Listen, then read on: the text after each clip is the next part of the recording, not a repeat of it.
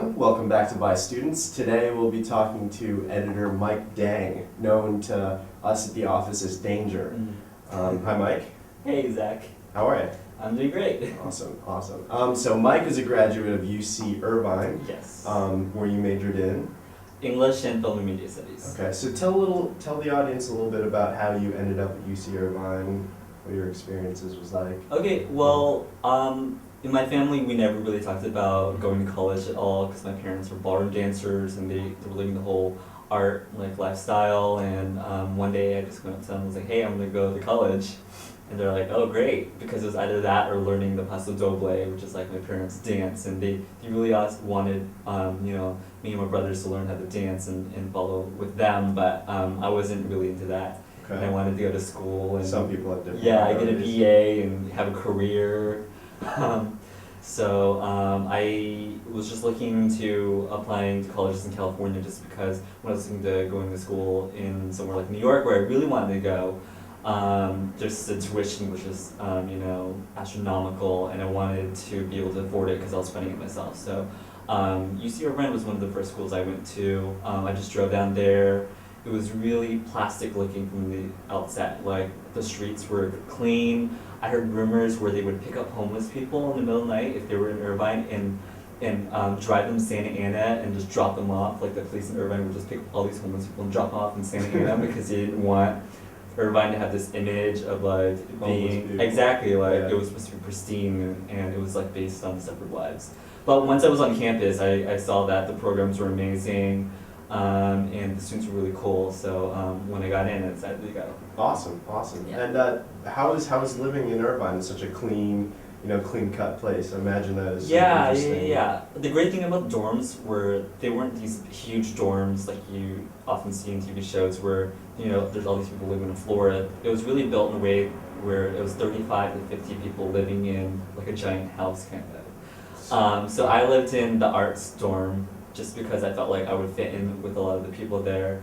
And I really loved it. I really connected with everyone in my dorm, and my RA gave me the responsibility of being in charge of everyone's birthdays, because I really love getting people together and hanging out and just like celebrating just people. And one thing we weren't allowed to do was have candles in our dorm because if there's fire hazard or something. It's pretty standard. So, but for birthdays, I always want people to have a birthday wish. You have to have candles there, make the wish. So I think on the 5th birthday, it was like sometime in November, it was like at midnight and some people were sleeping and I was like, oh, it's Kevin's birthday, he just got home from work. So we should probably have the party then. And we sang happy birthday and he blew up the candles and they wouldn't blow out because I accidentally bought trick candles. So Dastardly. Yeah, so all the smoke filled like the kitchen in our dorm, and the fire alarm goes off. And when it goes off, like the fire department comes right away. So everyone had to wake up because the alarms were going off, and we had to go outside. And the fire department was rushing in with the hose, and I ended up having to throw the cake off the balcony just because we just couldn't deal with it. So I actually got written up for arson. That was on my record at school. I was an arsonist. Which is so not me, so badass. Arson, Mike Dang, Arson. the Danger, arson. arson.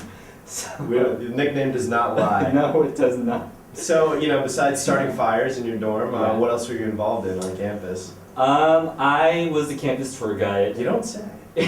Really? I love Can't see you doing that. Yeah, I love telling people about our school and how great it was. So, but one of the things they still teach to tour guides, they use me as an example of what not to do on a tour. Uh-oh. And this is bad because I was giving a tour in spring when a lot of people were thinking about putting in their acceptance to the school, and I had a whole bunch of kids in my tour.